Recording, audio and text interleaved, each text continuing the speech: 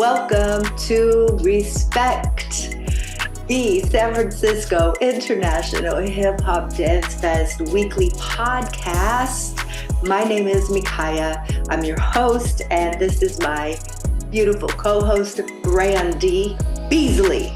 Thank you. What's up, y'all? Woo woo. I love your sweater. Thank you. Yeah. Yes. Thank you. That's a perfect sweater. It's a sweater, but like it's got air conditioning. Yeah. Ventilation. Right? Yeah. So, what's going on, ma'am? What's going on? I'm excited for DanceFest. The closer it gets, the more I'm thinking about the VIP party, and it goes by so fast, right? Because it's just those 2 days, and thinking about bringing my kids to the Sunday show and just, all the fun stuff. Yeah, I'm spreading the word. You know, in my dream world, Mm-hmm. I would do this for a couple weekends. I'd have one program on the first weekend and another program on the second weekend. Bring in people. They perform. Maybe, we do stuff throughout the week, classes, workshops, more education, parties, whatever. And then the whole next group. And then they're all there together for a minute. And it's just, then I can bring more people. Right. Then it's like serious festival. Like we are going to just immerse in dance for as long as we can. I have my fan too. I have a different one. I don't have the QR code. I got old school. That was 2 years ago. Yeah, right on. Cute. Cute, gotta have it. Cute. Yeah, so we are really close to the 27th annual San Francisco International Hip Hop Dance Fest. It's November 8th and November 9th. There are 3 shows to choose from. The shows are the same, but the activities that go along with each show vary from show to show. Go to sfhiphopdancefest.com and you can see all that information. They're all fun, all of the activities, so it would be really, really hard to choose if I were a patron. Mm-hmm. And also, if you are a person who is, looking to donate to an incredibly important arts event in San Francisco, you still have plenty of time to go to that same website, donate page, and help us continue to thrive and survive. I'd love for 1 year for us to feel like we are not on shaky ground financially, like some of the other really important institutions arts institutions in San Francisco. Fine art is important, and especially when it's a iconic art form like hip hop dance, and especially when it includes mostly dancers of color. Agreed. Yes, I know. I am really tired of the political landscape messing with our money. Yeah. Mm-hmm. Yeah. We won't even get into that, but I have so much to, ask our guests about the Netherlands, about threading, about all kinds of beautiful things. So who do we have today? Who do we have? I'm excited. We are so fortunate to have Jager and Sem Deliveyne. They both started out as breakers and found each other in a shared love for the movement concept of threading, which I am really excited to just talk about. So since 2019, they've been exchanging, training, researching, creating, and performing together. The collaboration resulted in the creation of a piece called Brothers that premiered in The Hague in the Netherlands in 2023. And since then, the piece has been performed over 50 times at prestigious festivals in the Netherlands and Europe, and recently won 2 awards at the respected choreography competitions RIDCC and Hannover 39. So I'm ready. Boom. Yes. That's big. That's big. That's big stuff. Okay, welcome, Justin. Hello. Hello. Hello. I said good morning earlier, and he was like, good No. evening. It's nighttime here, y'all. Good. Thank you for joining us from the Netherlands. Thank you for having me. We really appreciate it. I think the first thing I'd like to know, and I think that our listeners like to know, is what exactly is threading? When did it start, basically? Where is it from? What is it about? Because I don't think that a lot of people know that are outside of the community. Nice. Let's get into it. It's my favorite subject to talk about. I usually cannot talk enough about it, so it's nice to summarize it somehow. Well, it's a movement concept that comes from breaking. It's developed in the early 90s, and I think it came from a movement within the breaking that was going against the mainstream power move, acrobatic, virtuosic stuff that was at the time getting a lot of like commercial attention. And some pioneers were thinking like, hey, but that's actually not breaking, but it's not the essence of breaking. So somehow this is what people think is break dancing, but actually breaking is much more. And then many styles got introduced and explored, and all to enhance creativity. And threading was one of them. Back then, it was just thread style. His name is Mr. Wiggles. He's from New York, and he did like the first thread ever in a battle where he did like a head swipe. He grabbed his foot, so he made a loop and he threaded through. And then his friend was like, "Yo, that's like the thread and the needle." And since then he was like, "Oh yeah, whoa, this is a thread." And then he started. And back then it was like you really could not copy each other moves. So everybody saw what was so good about the first thread.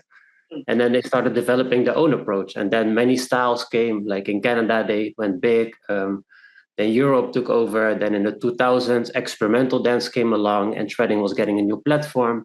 Then at some point, choreographers like William Forsythe or C.D. Larby started using it in their theater work. So contemporary-wise, it became also quite popular. And now it's found its way into many different street and club styles, but also contemporary work and other dance styles. And there are many people like me that just claim to be threaders. Like if I have to explain how I dance, like I have to say I do threading. And then usually I have to explain what threading is. And then at some point they understand. But I'm not the only one that is like this. There are a lot of people like committed now to just learn the language in their own way, because there is not really like a set way you have to do it. It's like very like kind of from teacher to student and lots of self-exploration type of education. So therefore everybody has their own approach. And I think it's brilliant to see many different approaches. And I founded the company called the Threading Theater a few years ago to start a platform, to start a collective, to really invest in the language that we built, to teach others how to find their own way, how to navigate through the world of threading by themselves. And then now we try to make theater from it. And what it looks like, it's basically like you make an opening on the body. So you connect two body parts together, and then you have an available body part like the hand that goes through the opening. And this is like the thread. And you can do it like you can make an opening and you can go through, or you can like trap it and you take it out. Exactly. And there's no right or wrong. There are just many different ways, and it's all about exploring possibilities. So I started as a breaker, and that's how I knew threading. But then at some point I started studying for contemporary dance, and I started studying many conceptual styles like dotting, tracing, fixed points, and threading was one of them. And from my breaking background, I found interesting ways in. So I've been practicing threading since like 16 years by now. But then 10 years ago, I realized, okay, let's go deep, So then 10 years ago, I decided to, make threading the foundation for all my work. So then the methodology arose, and now, I've been going. I've dedicated my life to this concept, and it's endless. But it's my goal to, at some point before I stop dancing, I find the potential. It's huge. That's amazing. That like. I know what threading is, but I think that initially I didn't think I knew what it was. And so when you described it and then its roots, I was like, oh, yes. And so I think there are many people who are going to be listening to this who realize, oh, I do know what threading is, but they've seen it as part of breaking. Yeah, breakdance. Yeah. Now what I realize is this is also a bit my explanation. Yeah. Like there are many different ways. Like I'm completely excluding the whole electro movement that has a lot of arm positions that use a lot of treading. Recently, I had like an argue with a former William Forsythe dancer that she said treading came from Forsythe. And then I said, I understand why you think in retrospect that he was using treading, but he never called it a tread and it didn't come from the origin. So for me, even though Forsythe maybe made loops and went through them even before Mr. Wiggles did, but for me, that was not treading. So treading started through breaking. That's my approach because my background in dance is breaking. Very apparently so. I'm watching, well, first of all, I hope that everyone appreciates it as much as I do. Obviously, I'm curating the festival to my taste, but I also think, it's mesmerizing to the human eye because you've said that you're on this journey and you it's like this never-ending journey. You've gone deep with it. You've now incorporated another human being. But as I'm watching your piece, mesmerized by all the possibilities and decisions that you made as a choreographer, I'm just blown away. But at one point, you all get all hooked up, but then you break away from each other, but you're still like pretzeled up. And then you start breaking with no arms. I'm done. I'm screaming in my office by myself at that moment because it just, I always say, as seeing so many applications, to see something, a little extra and a little different, a little fresh is always really cool. So it was obvious that you have the breaking background, the threading, how would you teach it if you were going to teach it to someone? I mean, I know you say it's personal, but no, I mean, I teach a lot. It's like most of my work, what I do now is intensives and workshops. And recently I hosted the first movement retreat of treading theater. It was like a full 1 week thing, like in the forest, like no distraction, just 6 hours of workshops a day, jams at night. And we went for it. And many different type of people came. Like we had people coming from Taiwan, Singapore, Argentina. There was a 55-year-old woman that never dances, but just felt like she had to be there. Then we had like a physicist that like started dancing contemporary since 1 year, and he came. And so we had a bunch of people, and some people that have been with me for like 5 years, and they're like super good at treading. So, and then we just start simply by connecting to the body. Because for me, what I love about treading, it's the physical connection. Like people think it's very heady and you need to understand a certain amount, but at the end, it's very physical, it's very sensorial. Like I'm not just thinking I make an opening, like I solidify the grip and I feel there's an opening. And then I let my body pull towards the direction and I respond. And then before I know it, the other part comes and the body starts adapting. And once I make like 1-2 choices, the endless amount of possibilities is just like 1-2 choices. I go to my shoulder, my head, and then you just intuitively make it. And then you start building puzzles. So you never lose the path you were building. And that's what for me is the theater aspect in treading. It's like treading comes from breaking and now really from hip hop freestyle. And you see really amazing treading. Like I'm fascinated, but it never lasts longer than 5 seconds because of the nature of the pressure on the moment, like to just never lose the flow. Like within breaking, you cannot tread when you sit down. You need to always do it on your shoulder, on your head, in the air. But my progress in treading started coming once I sat down. And in breaking, like we even call it like ass treading. And it's like, you don't do it. But years of my research, I've been ass treading because when you have your hips on the floor, you can lift your legs without the issue of gravity because you're stable. Then you have all the limbs available and then you can endlessly start weaving because you have like 4 limbs you can weave in and out in many ways. And actually recently, like I made a video. It's like an evolution video of my research from 2017 till now. And it's like a 12-minute compilation of always like 10-second fragments of the journey. And you can see in the beginning, it's like I didn't get it. You saw I was looking for things, but I couldn't find it. And then somewhere within 1 year, you could see it started making sense. In 2 years, it became much more clear. Then in 3 years, it became like super clean. And then in 4 years, it became like super complex. And then slowly I started going away from complexity, but adding more dance, like expression, like what you say, the solo and brothers. I'm breaking with my hands tied around my back, but that's like, it's kind of the creature type also in shredding. So I don't know, it just has so much layers. So Yeah. there are many ways in, and what works for me really well in workshop is just imagination. Like just bring people into a world where they believe the only thing that matters is the opening they create on their body, and they need to pursue that choice with like full embodiment. And then people go to crazy places. Like, yeah, we always call it in our research like visiting crazy places, especially two bodies. Like with Sam, like in Brothers, we go to some crazy places. Crazy. Wow. Brandy, like I'm already like feeling it. Yes. Yeah, the decisions are things you don't expect, body parts getting through places. But when did you start incorporating another person into your? From the beginning. Oh, you did? It's because I always loved like contact dance, like with people. Like there was a whole contemporary era journey as well. Like I left breaking for a bit. I was studying for contemporary dance. I went to follow like many workshops. I was really developing my own approach to contemporary dance. And then from there, also my entry came again into threading. But I always loved dancing together and duets. It was just something about two people dancing together. And I sometimes hate to admit it, but I loved So You Think You Can Dance. Like when I was young, like when I was like 8, I was, because of that, I started breaking. Because of So You Think You Can Dance, I started dancing. And then slowly you mature artistically, and then you realize I'm not interested.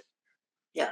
But still, I think it's feeded to the moment I always work with people. And then when I started choreographing like 8 years ago, we had to be in the studio, be like, okay, what we're going to create. And just naturally, I started like threading with them. And then I think after 1 year of many, because I did many things, it was threading, it was tracing, it was like manipulation, it was like fixed points, like, but then the threads always stood out. So after 1 year of me creating work, people were always saying, yo, you're threading. And then I think that's also something I then anticipated on a little bit. This is being noticed, like this is the highest quality of my work. So let's go deeper and excavate that. Once I decided out of all those conceptual styles, threading is the one I'll pursue. Like I never left. Always deviated a bit. Now I'm breaking a lot again. I did a lot of contemporary work again recently, but threading has always been the main course.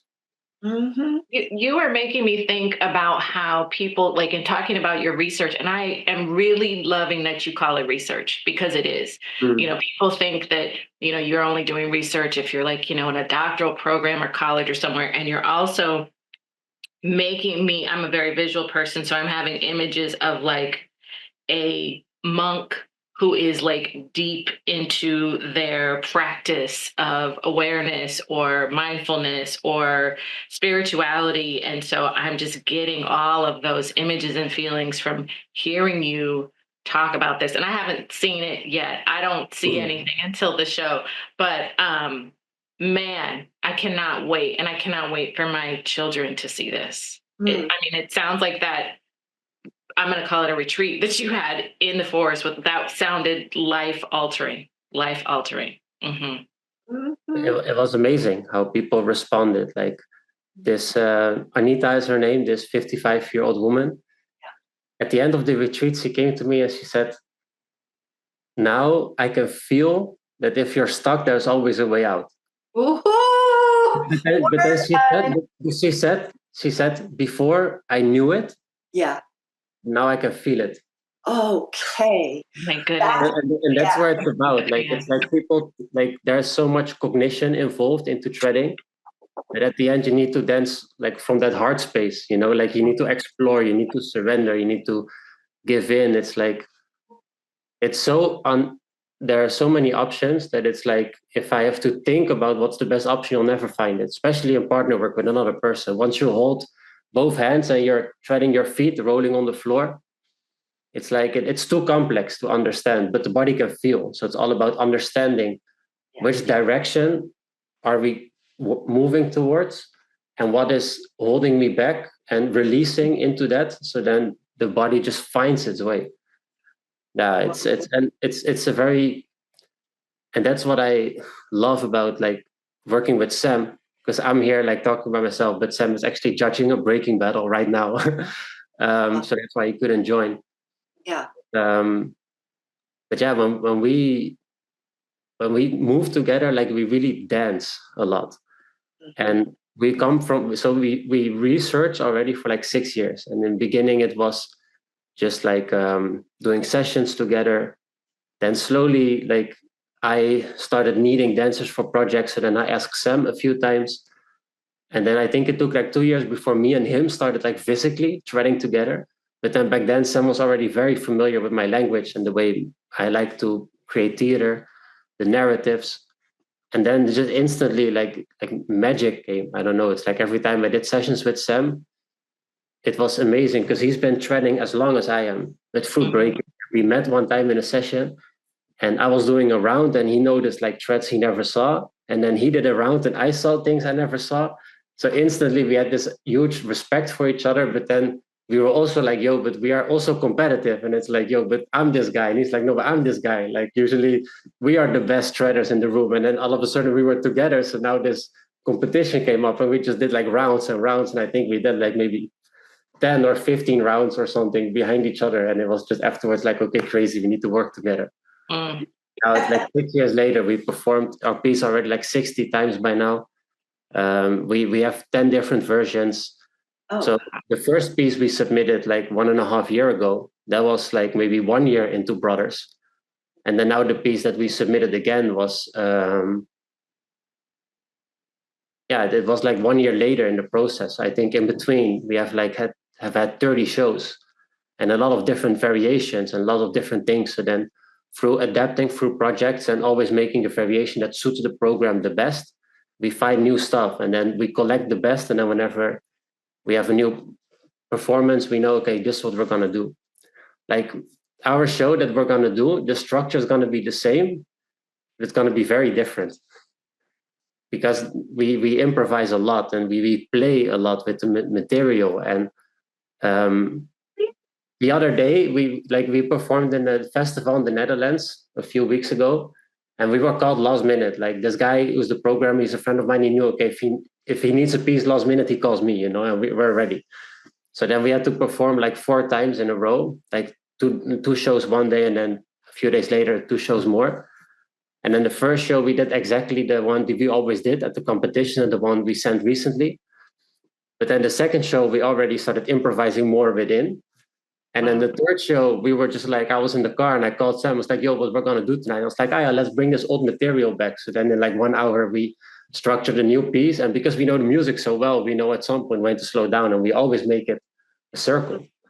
And then the last show, we just improvised the whole thing. And it was like very big. Like it was like people sitting around us. We had like 150 people around. So the walk-in took like 5 minutes. And we just walked through the curtain. And we were like, we don't know what we're going to do. Like, we just improvise. And then at some point, like, I just went to the floor and I did like a breaking round. And as Sam responded with like a crazy round. So, of course, I had to respond again. And then before we know it, like the whole intro of people walking in was us just doing crazy breaking sets, like after one another in silence. And then the music comes, and then we do the handshake, and then the piece starts. And then we improvise. Yeah, that's what we do. That's a whole nother level. I'm shocked. So basically, the piece that you saw and that you submitted, or that you invited us from, we just made that in like 1 day. No, because we had you didn't. No, you did not. There's no way I could. What?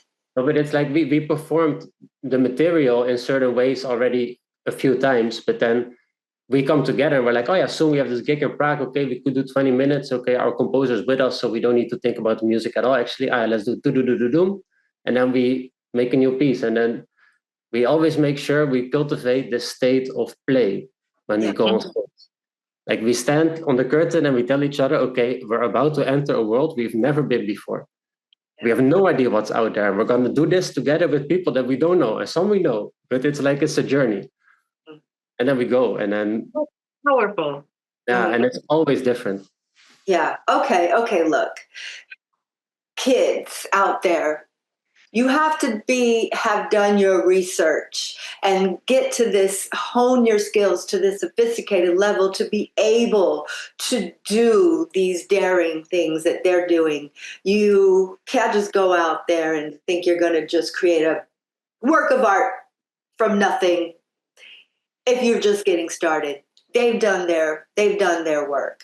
When I'm watching it, I just think if they're improvising right now, there's no way, because you're responsible for the other person. And what if this one wants to go this way? But you all have worked so well together that it works, you're saying. Yeah, and for us, our foundation is improvisation. Yeah. So when we work with our collective at Shredding Theater, like within Shredding, they're like the best improvisers in the world. Maybe we haven't manifested it in like clear material or into pieces yet, but like improvisation wise, especially partner work, like I work back home with like 6 people that I have been training now for 2 years, and they're like super committed. And it's like when they go together, like they go to crazy places. Yeah. And then Sam and I join, it's like also we're just together, like guiding them.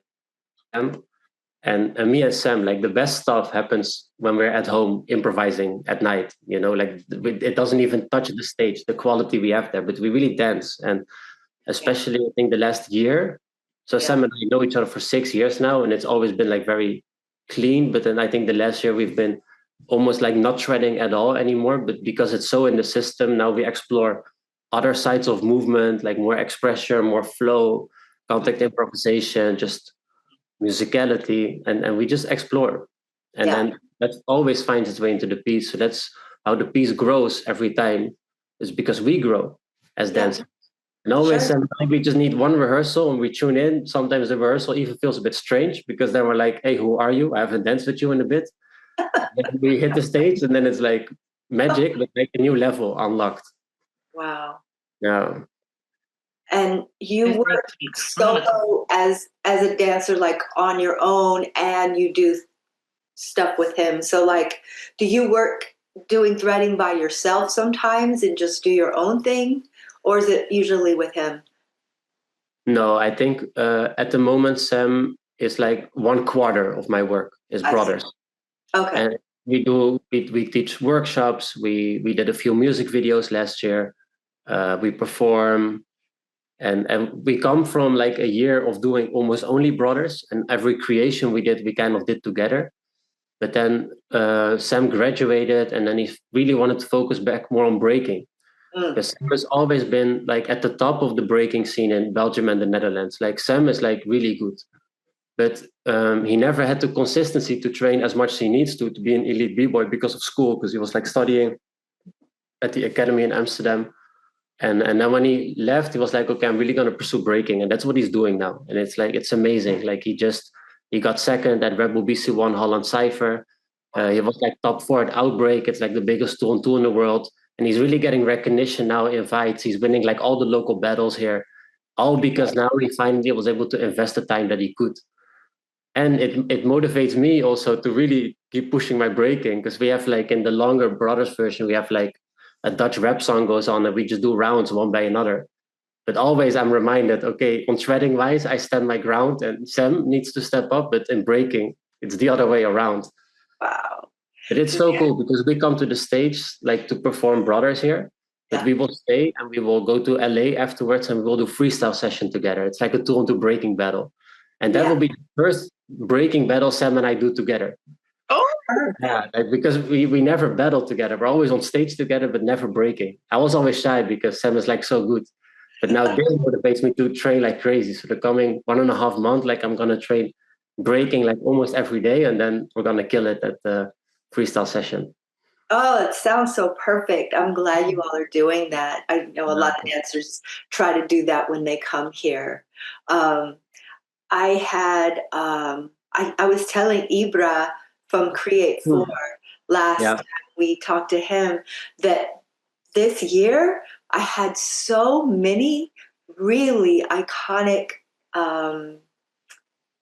applications from the Netherlands that it was really hard. I almost wanted to do a whole Netherlands program, just like San Francisco International Hip Hop Dance Fest featuring the Netherlands, like everybody, because what the hell is going on? What are y'all drinking over there? Like, it's something in the water, because really it was hard for me to decide just two groups from the Netherlands. I wanted to bring at least 4 or 5. Yeah. Wow. Yeah, y'all are really popping over there. I mean, I think in the Netherlands, there's just, like a really good infrastructure. Yeah. So basically, the Netherlands is like a huge city because everything is so interconnected. Like all the big cities in the Netherlands, they're all 1 hour train ride away. Mm. So everybody's connected, like connections are made and people train a lot. And yeah, I think also for hip hop theater, as a young maker in the Netherlands, the subsidy structure is not too bad. Mm. Like when I came up like 6 years ago, I somehow, the way things unfolded, I had a lot of luck. You know, like a big artistic director from a ballet company asked me to create my first group work on a famous ballet company. And then I got like an award, and we did like some competitions. Like really, this is 2019. Like I was like 21 and I got like huge opportunity. And then through that, like a funding trajectory arose. So the last 3 years, the last 2 of them, like I was funded like amazingly. Like I had like so much money to do projects and to research and to train and to follow intensives and everything. And now I'm a bit in this phase where I've done all that. And now to have like a stable mid-career through funding and like a relationship with the government and subsidy, it's like almost impossible.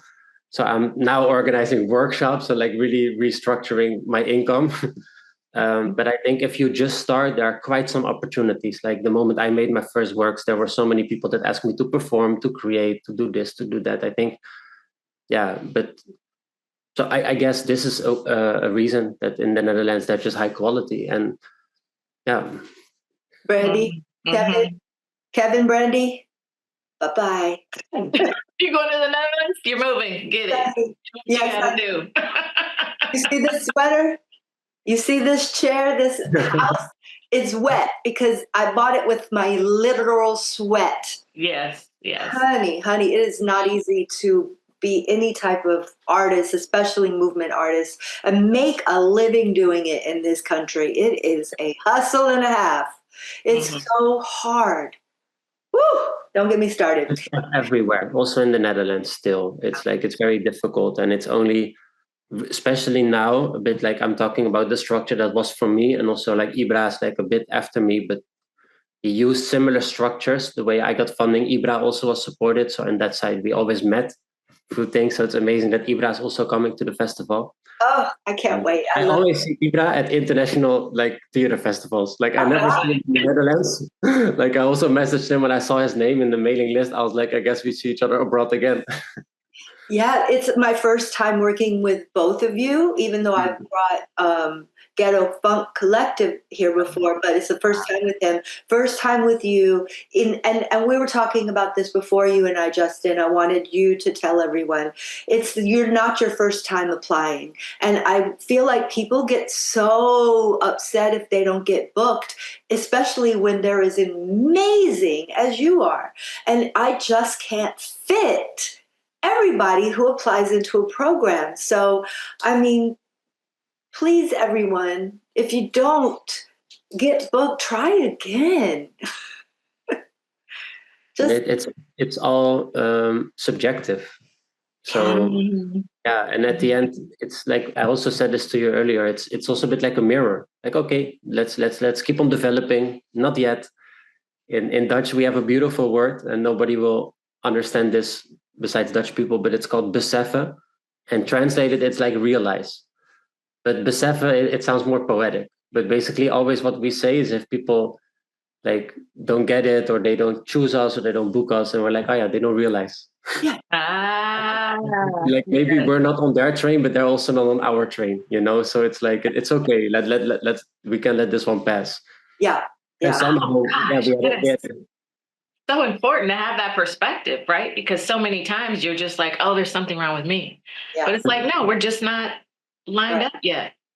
To add on this, like I think what brings this perspective to us is the fact that we love what we do. We love our work. Like when we perform, we always make sure there's like a little camera in the side recording from a bad angle, so afterwards we can see it and we can enjoy it. It's like a moment we do. Hey, let's watch this piece. Or if we get like a registration from somewhere, we meet up. We really take our time and we watch it and we talk about it. We say what we like of each other, what can still be better. The rehearsals, we always film, we always improvise. Like we really, we love what we do. And I think that's what misses sometimes a little bit too much, that people, they make work, but they don't love what they make. And then I'm like, I wish you could love what you make. Yeah. Wow. Okay, everyone.